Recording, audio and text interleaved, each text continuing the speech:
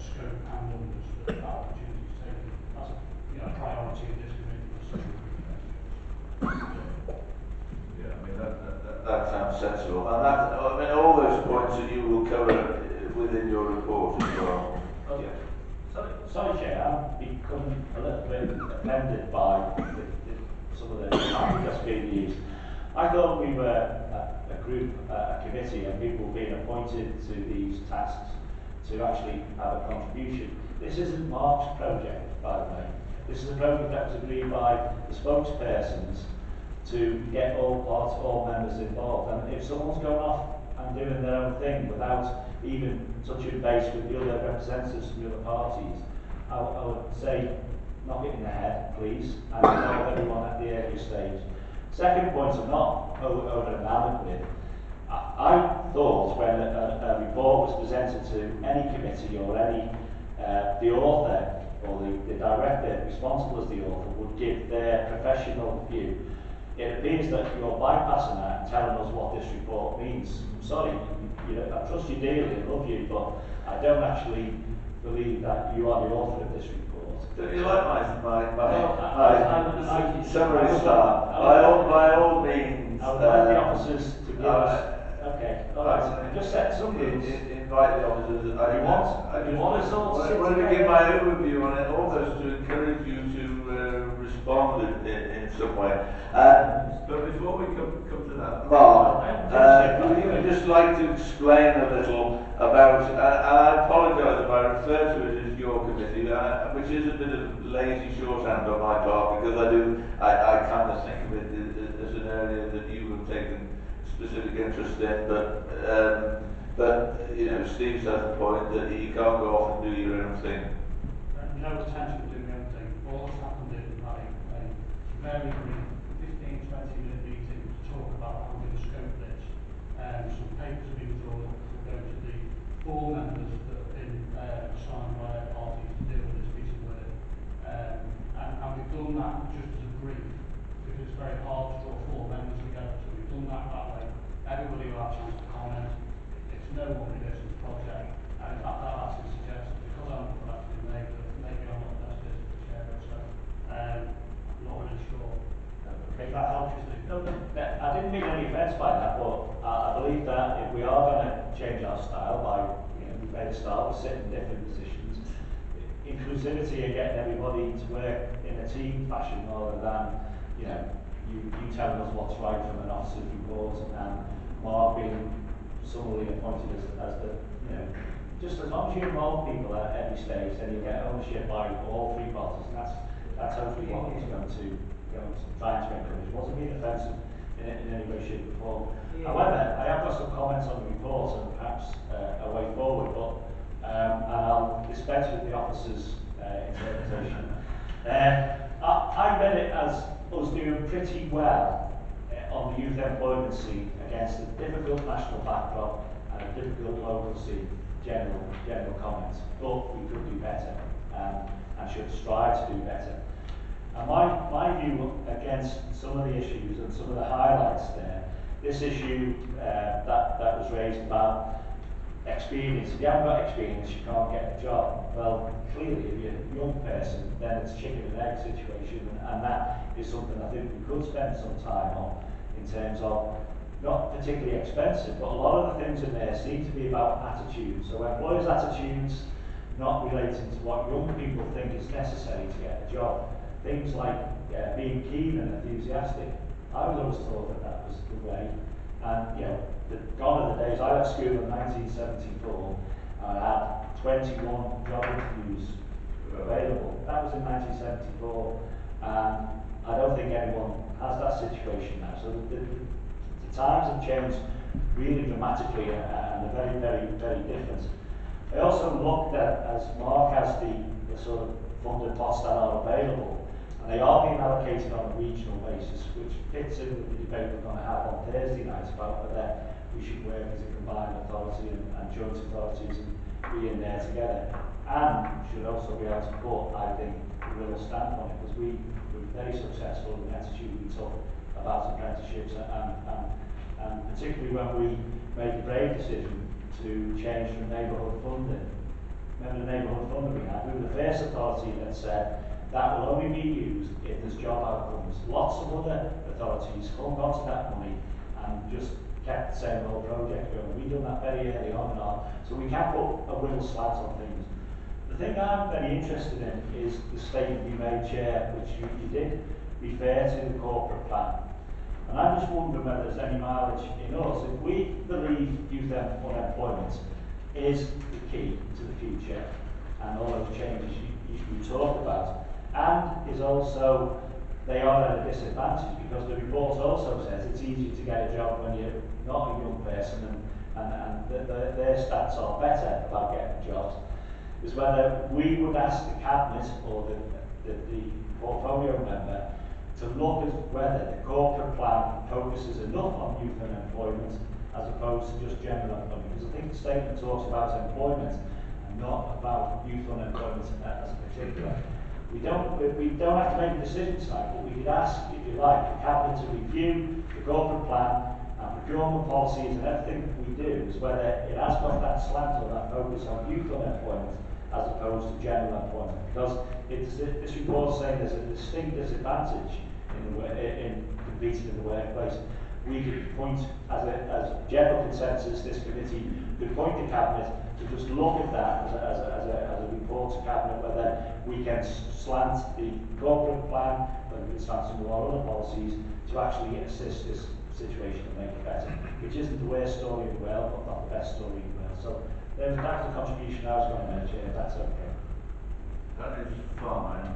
Thank you, Steve. Go on, Mike. Thanks, Chair. Very briefly, Chair. I'm passionate about apprenticeships as well. So no council should take ownership of it. We are a body of 66 of us, and we all should be involved and we all should be concerned about this. Now I've been looking at the desperately if there's any funding, because I'm coming from a point of view.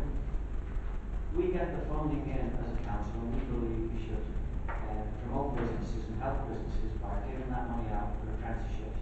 And I think it is a good idea, it was called for previously. Let's get a breakdown so we can see. I don't believe that people are getting apprenticeships for painting nails. And if anybody came to me and suggested that, I'd firmly put them in their place, because that isn't the role of apprenticeships. Never was, never will be.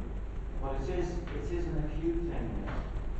And I believe there's departments within this council, having said what I said about using the money wisely and putting it out to businesses, there are departments within this council who are desperate for apprentices. One I know in particular is the yard that maintain the grit bins, the gritters and the bins in the winter. They do a fabulous job down there, and the work staff have been cut to the bone, and they do an absolute to keep our gritters, and we all see them in the winter, and all the residents come to us and say there isn't enough gritting and all this. Those wagons are being maintained on a wing and a prayer. And when I went down there with the Cabinet member and some people from highways, they're desperate for an apprentice down there, and the apprentice will come out with gold-plated apprenticeship because of the quality of work. And because of the lean times, and that's all I'll say, and I don't want to be part of it either, but because of these cuts and suffering, we need to look as well within our own house here as well, and the Cabinet, and we need to take a serious look departmentally. We just had, I think it's 8 apprenticeships taken on in Parks and Gardens. Now they scrimped and saved to get that money, and that department is able to do that by good housekeeping. But there's other departments who cut themselves to the bone and they can't do that. So please, I would say as an addendum, that the Cabinet and whoever's looking into apprenticeships look seriously at the lack of apprenticeships within the council itself. Thanks, Chair. Thanks. Perhaps that's David just to comment on the council's employment of young people and apprentices generally. Just before that, I would say there's nothing absolutely wrong with doing an apprenticeship to paint nails, because it is people do that, and it is a skill.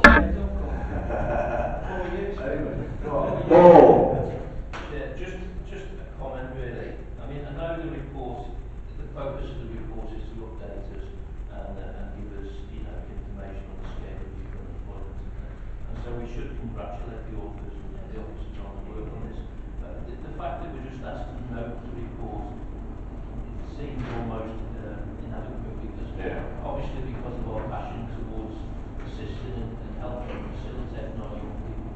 So, I personally would like to pass back to the officers who, it's just we just need to focus everything we do on helping our young people. So, they are our future, and I certainly concur with Steve's comments that we make sure that the focus of our initiatives are to assist and help our young people. So the fact that yes, we do note the report, but we encourage our officers to look for every opportunity to give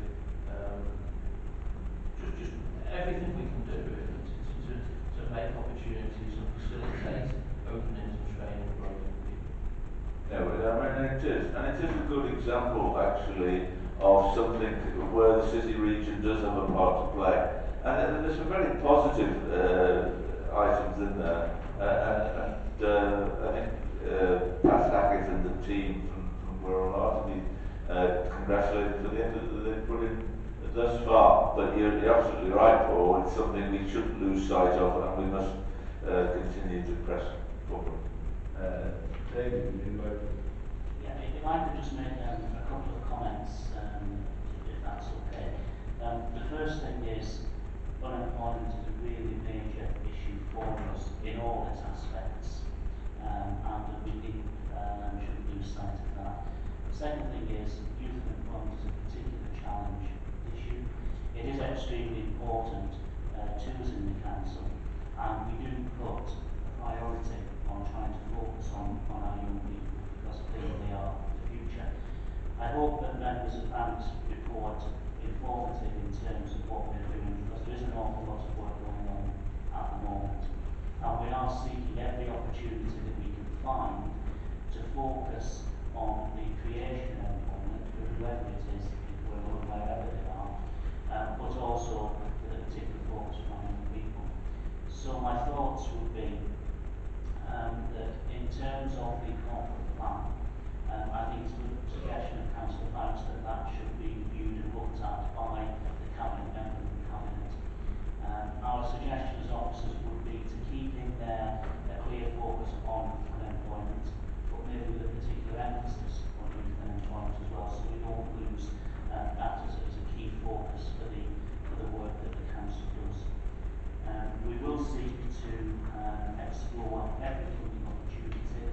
Those are fairly rare at the moment, few and far between, but as you can see from what's set out here in paragraph 6 and 7 of the report, you'll see that wherever we have the opportunity, we very much focus on the employment creation and particularly the focus on young people and trying to help and assist. From the Council's point of view, we will try and support apprenticeships as and where we can. What is interesting just recently is that a few inquiries from young people who cannot get experience to access employment, and they're coming to us asking us if we can provide that experience for them, but we're doing some of that on just a general work experience. So we're trying to help practically where we can. I know that's not an apprenticeship necessarily, but there are a number of levels that our young people need our support on, and we're certainly doing all that we can as officers to try and support those people into employment. We are happy to bring back obviously future reports to you on this issue, because in our view this is a critical and a very, very important issue that really needs to have our full attention in terms of trying to take things forward in the economic circumstances. Thank you, Chair. Thanks, David. Rob. Thanks, Chair. I'm old-fashioned. I'm like Ed. Sorry. An apprenticeship. An apprenticeship to me. It's 4 or 5 years, and it leads to a qualification, usually given by a guild, mostly city and guilds. And I think when you have times like these, there's a great pace to bandy about this word apprenticeship. And what's now starting to happen is fast food chains are offering an apprenticeship to serve at tables. That is not a trade. What it actually is an excuse not to pay minimum wage. And what we need to be doing is obviously looking at apprenticeships, traditional apprenticeships. They're not the answer. To look at youth unemployment, you've got to look at jobs. Let's not forget the quality of these jobs. And the more we bandy around this word apprenticeships, the more opportunity we're providing for unscrupulous employers to come in and not pay minimum wage. So when we get figures like these that say youth unemployment has dropped, I think we need serious analysis to see what's going on here. Because a lot of the time, these are jobs that are taking hours for you to be trained, and yet they're not getting even the bare minimum wage under this guise of apprenticeship. So we need to also reinforce quality with employment. I think that's an issue that is sadly being overlooked at the moment. Not just here, but throughout. There's like a knee-jerk reaction. Get them off the books, get them into work, and let's not worry about it. We shouldn't be confusing quality apprenticeships with some of the things that are being offered now. 3-month apprenticeship. Never heard of that when I was there. So I think we need to keep a focus on quality as well as the things. Thanks, Chair. Yeah, thanks, Rob. I mean, that is an issue that is highlighted, I think, in the report. There is, whether it's government targets or the present government have got this sort of payment by results idea of paying people to find jobs. There is that danger that you finish up with just trying to slot people into jobs. And of course, you know, getting the right jobs and the right quality. And again, that report does highlight that, and that's something we definitely shouldn't lose sight of. Okay, anybody else? Or, I mean, I'm quite happy. I accept really what I think. Hopefully, the consensus is that although we're just asked to note this report, we want to do a bit more than just notice. I welcome the suggestion about where it stands in the corporate plan, whether it should just be youth employment or whether it should be a sort of variation on that is clearly for others to decide, but I think the discussion is well worth having, so I would welcome that. And equally, I would like to see, because as you've all indicated, this is an important area, I would like that this is we get a further report either January or if not January, I think it's in March or April, I'm not sure when the meeting is, but we definitely don't want this to be the end of the matter as far as this committee is concerned. Yeah, all agree? We all nod? Yeah? Yeah. Okay. The next item on the agenda now must be the Highways panel. It is. Just to say, the Highways panel is. I was going to ask you to stay here and to give your.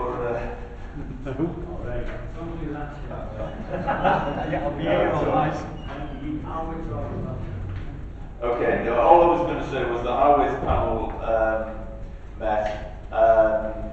We have a new Highways panel, of which Steve is now the chair of that panel. We met on whatever it was last week, Wednesday, Thursday, I can't remember. And there are 4 items before you. They come back to this committee. I think the procedure is effectively they then go to the cabinet member for approval. So it's just an opportunity for us to make any comments. One thing I was just going to ask Mark to perhaps just to say a few words. There was, it is true to say, there was a considerable debate about one particular proposal, the one for the cycle path down Lever Causeway. It's not so much, I don't want to go over the personally, I don't want to discuss the pros and cons of that. The committee were unanimous in their view, but there was a lot of concern about the consultation process and how that operates, which I think does have general interest in a number of other areas. So I would just like, Mark, if you'd just like to perhaps give us a brief outline of the consultation process on any of these highways projects. Thank you, Chair. Just in terms of process, I guess the starting point would be to highlight that under various pieces of traffic legislation, there are statutory consultations that we need to carry out. So just to start off with, if we're looking at doing something that involves a formal traffic regulation order, things like looking to put down double yellow lines, introducing a buffering crossing, physical road bumps in the road, those all require formal statutory advertisement. Very simply, all that the regulations say is that notices should be placed on site, and also something should be put in the local press as well. That's really just in terms of the formality. I think really the more important aspect to this is actually the approach to consultation taken by local highway traffic authorities and the impact on local people and local communities. Certainly something that we try and do as officers, and we try and pride ourselves on, is actually taking a very inclusive approach and making sure that whenever we're doing any scheme, so I think the contentious item that you referred to, Chair, was the Levers Causeway item that was on that panel, which we had quite a lengthy debate on. We would always look to make sure that we carry out rigorous and appropriate consultations. So as we talked about for that item, we do a review of all the local residents and people that we think will be materially affected by the proposals. Usually if we've got frontages facing out onto a particular traffic calming improvement or cycleway scheme, we always make sure that they receive a formal letter drop and properly engaged with.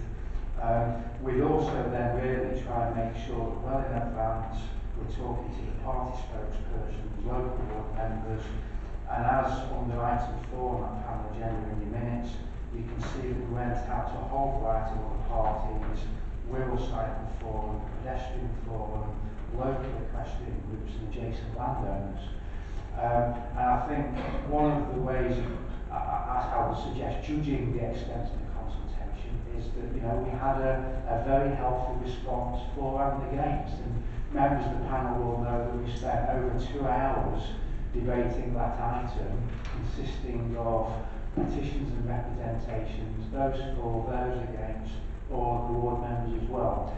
So that's essentially the approach to consultation, and certainly in relation to the panel meeting itself, in the normal way, as with all committee cabinet type meetings, we always make sure that we write out to members of the panel and those people that are likely petitioners at least the statutory 5 days in advance. So we do that well in advance.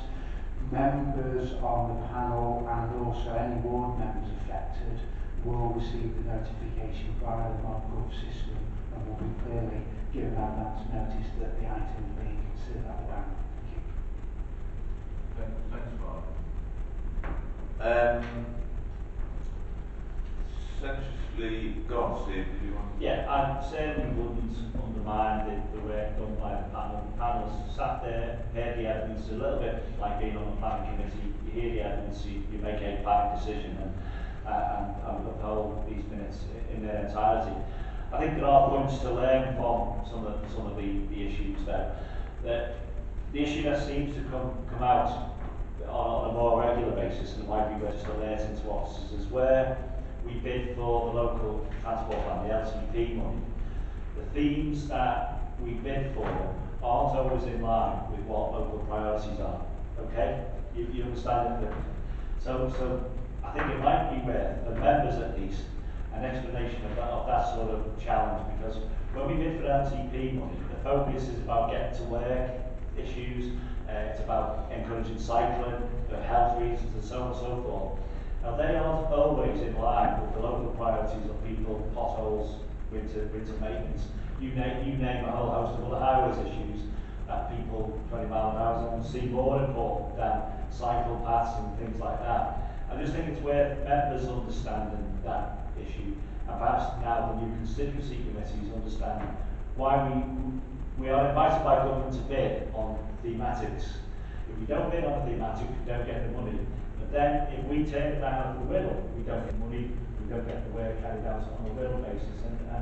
And this, you know, clearly has caused concern amongst residents, clearly concern amongst the local ward councillors. And I think prevention is always better than cure. In the future, where it's an LTP link scheme, I think a thorough explanation of that link, and not always linking in with what local people think is important and what the Transport and Highways Department should be doing, is a lesson to learn. And that's where I believe some of that issue came about. Yeah, no, I mean, I hear what you do. I shouldn't say that. I will withdraw that. I understand what you're saying. The funding does come. It's Whitehall's decision really how the money's spent. So we want to do it, use that money. We have to spend it in the way that Whitehall are telling us they want it, or if it's not that, in the future it may be the combined authority that are telling us a little bit on how the money is spent. So yes, our hands are largely tied on that. And I think in the end we got to the outcome, but there clearly was an ease over the consultation process and who had been informed of the timing of when the information went out. And I think it's the old story. The earlier people are advised of a plan, probably the better it is, really. Okay.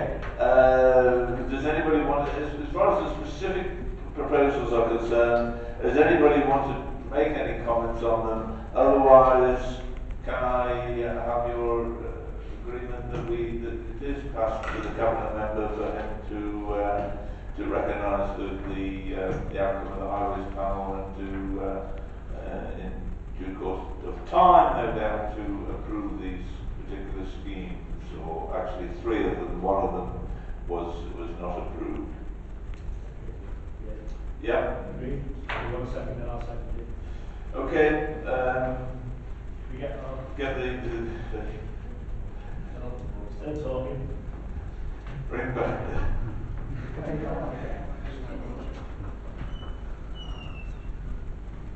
There's no blood.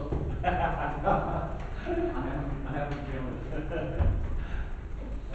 Thanks for coming back. Okay. Next item is, how are we doing? We're doing fine. The work programme.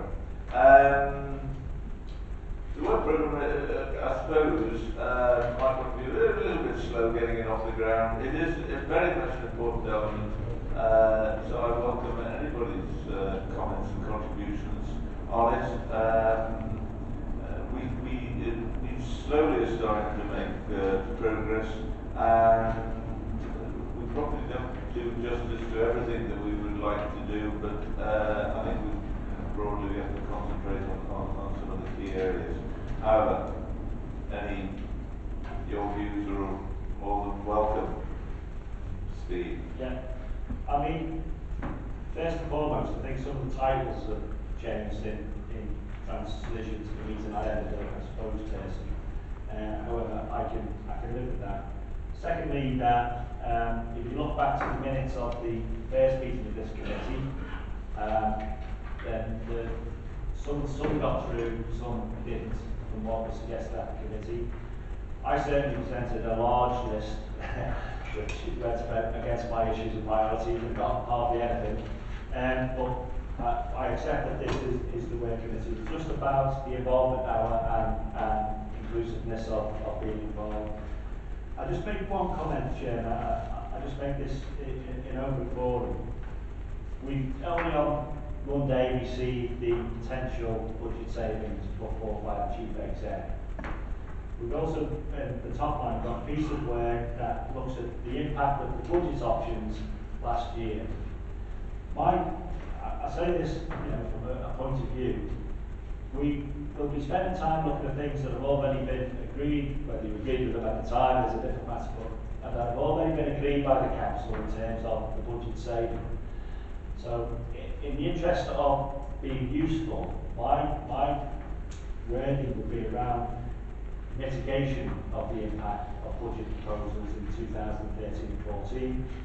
Unless someone is going to say, for instance, the issue in and around street cleansing, is someone going to suddenly come up and say, we will put £1 million back into the street cleansing contract? Because most of the focus of the world and everyone else will be on what's being presented to us now, the £27 million package that's being presented now. Now, you know, I've always been a great believer, you can look backwards as much as you want, but most people in the public are looking forward to what's coming next. So I just make that comment, and you know, the group can carry on with what it was, because you will be. Do you want to refight old battles or reopen old debates that have already been sealed with another 27 million coming down the corner? It's a bit like, you know, trying to stop the tide coming in. I really think the level of savings would be has to make. I just made that comment that we start talking more positively about mitigation, because we ain't got to. Well, we won't have the power to manufacture the money, and that's just a comment here for the team to take on board as they enter that sort of piece of work. Right, yeah, thanks, Steve. Certainly from my perspective, it wasn't the reason to look at the implementation of last year's budget proposal was forerunner to look at the options for this year, and it certainly wasn't in the concept of we should never have done it, because you rightly said there's no point in going over ground again. But it's just looking to see what's worked, what the impact of those changes have been, and I mean, just to take, we're only looking at major items because in the time frame we can only look at major items. But if, for instance, you know, Mark's taken $500,000 out of highways maintenance, well, if that's worked okay and hasn't really been too much, maybe we should take out another $500,000 next year, or maybe not. It's that sort of discussion debate. Calm down.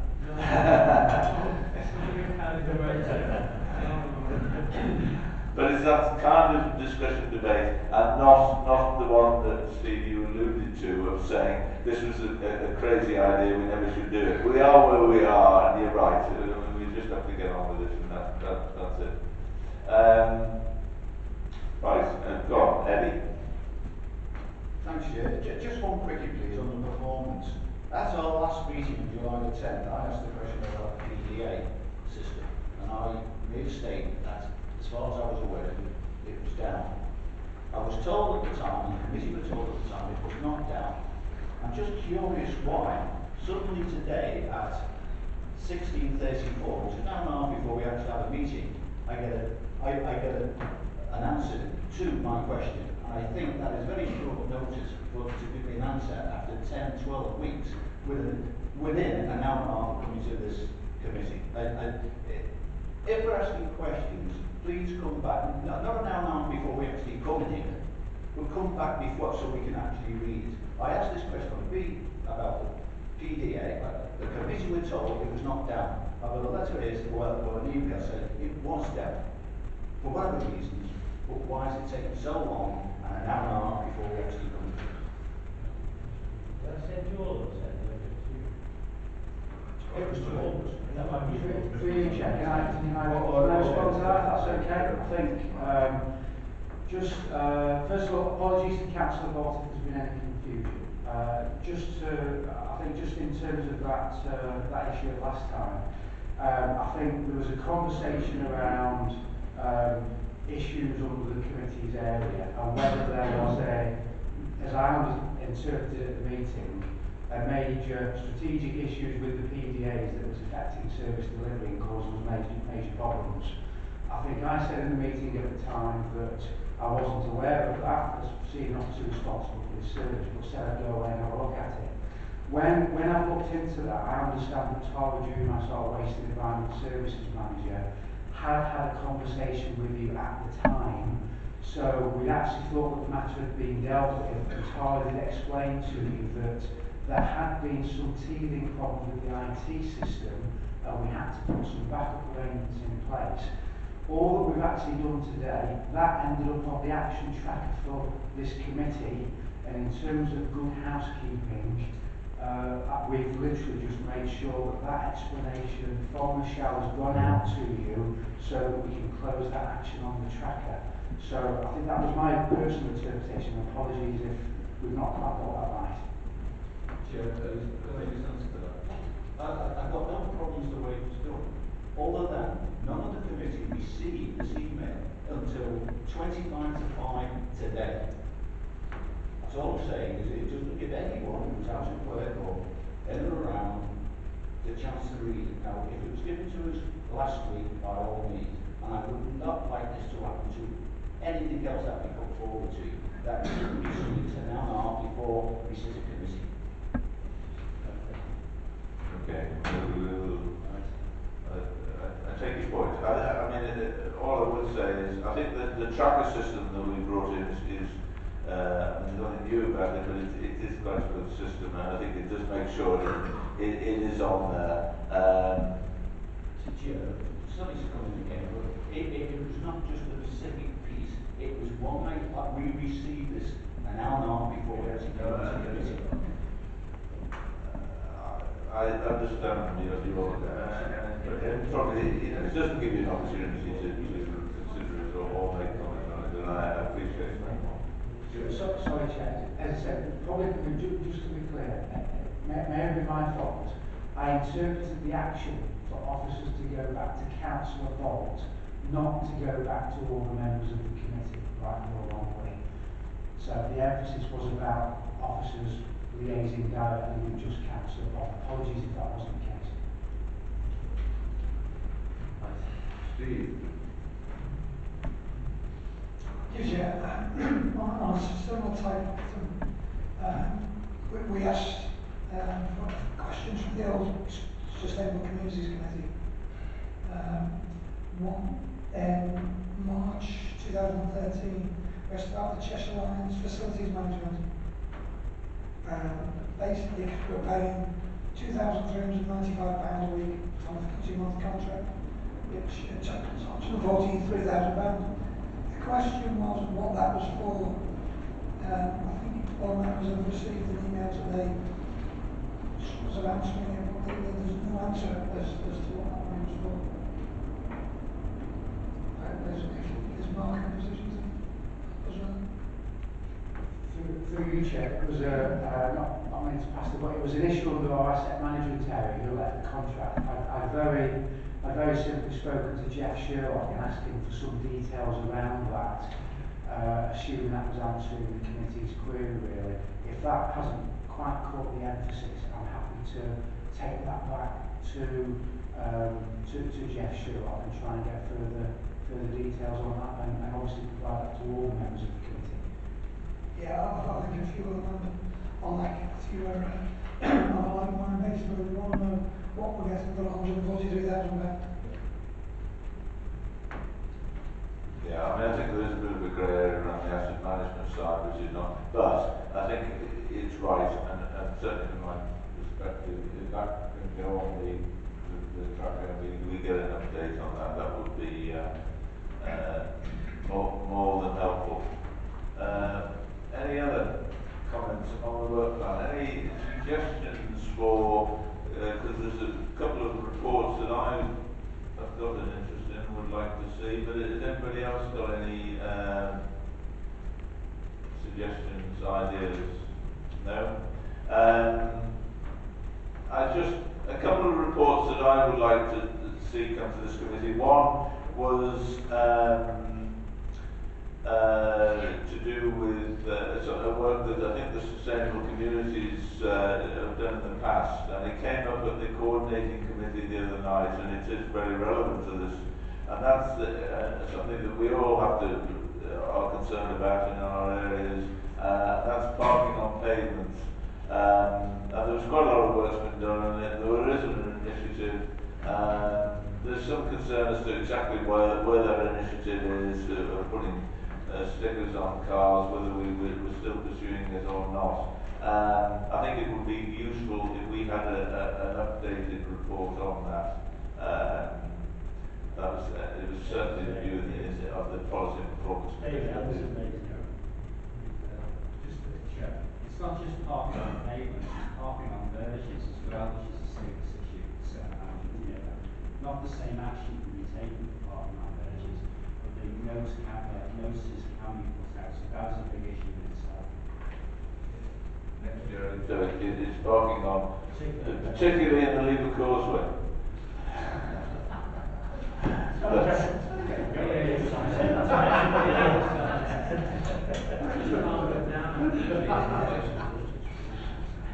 Okay, so yeah, so that's sort of one piece of work that we'd like to just to get an update on. The other one is, it is a bit specific to my area, but it's not just in my area. There's been quite a bit of concern, and it's been in the press, about cumulative impact assessments. And I know there's some other authorities have picked them up, and it doesn't apply everywhere. It's West Kirby, Hoylake, Liscard, I know, are particular problem areas, and in my own area in Oxton, it potentially is an issue. I'm not suggesting that we necessarily go down that road, but I would like a report just understanding what is meant by a cumulative impact assessment and what the process is that you need to go through in order to achieve one. And basically the pros and cons of it, and whether we think it's worthwhile. It was a piece of legislation, I think, that the present government brought out, so it must be a bad thing. But anyway, leaving that aside, I would welcome, given that other authorities are Liverpool, I know for one, that adopted it, I would like to just understand its relevance for Wirral as well. Well, I'm gonna cry foul again. If we set a work programme out for the year and then every committee we keep adding to it, then we're going to get snowed under again. So just a word of caution, and if it's going to be a free-for-all, we'll get involved in the free-for-all as well. Yeah, no, I take your point, Steve. All I'm asking for is a report. These are not work for task and finish groups or anything like that. This is just a one-off report, which I think is, but I accept, because I don't want to have the agendas filled with too many reports, because I do want to keep to an 8 o'clock close. We do need to concentrate on some of the key things. So I don't disagree with the sentiment, but I think it would be wrong